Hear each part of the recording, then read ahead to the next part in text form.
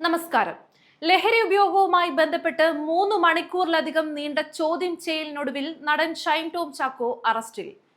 NDPS ആക്ടിലെ section 27, 29 പ്രകാരമാണ് നടനെതിരെ police കേസെടുത്തിരിക്കുന്നത്. 6 മാസം മുതൽ 1 വർഷം വരെ തടവ് ലഭിച്ചേക്കാവുന്ന കുറ്റമാണ് ഷൈനിനെതിരെ ഇപ്പോൾ ചുമത്തിയിരിക്കുന്നത്. നടനെ സ്റ്റേഷൻ ജാമ്യത്തിൽ വിട്ടയച്ചേക്കും. ഷൈനിന്റെ മൊഴികളിൽ വൈരുദ്ധ്യങ്ങളുണ്ടെന്ന് പോലീസ് വൃത്തങ്ങൾ വ്യക്തമാക്കി.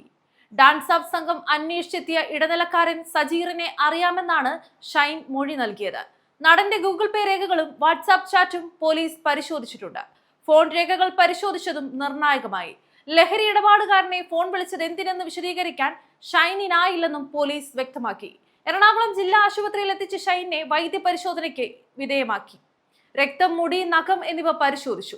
ലഹരി ഉപയോഗിച്ചിട്ടുണ്ടെങ്കിൽ 4 ദിവസം വരെ സാമ്പിളിൽ നിന്ന് മനസ്സിലാക്കാമെന്നാണ് പോലീസ് പറയുന്നത്. 3 മണിക്കൂർ നീണ്ട ചോദ്യം ചെയ്യലിനൊടുവിലാണ് നടനെതിരെ കേസെടുക്കാൻ പോലീസ് തീരുമാനിച്ചത്. സിറ്റി പോലീസ് ഡാൻസ് ഓഫ് സംഘം പരിശോധനയ്ക്ക് എത്തിയതറിഞ്ഞ് സ്വകാര്യ ഹോട്ടലിന്റെ 3-ാം നിലയിൽ നിന്ന് ഓടിക്കളഞ്ഞത് പേടിച്ചിട്ടെന്നായിരുന്നു ഷൈൻ നൽകിയ മൊഴി. തന്നെ അപായപ്പെടുത്താൻ വരുന്നവരാണെന്ന് സംശയിച്ചുവെന്നും നടൻ പറഞ്ഞു.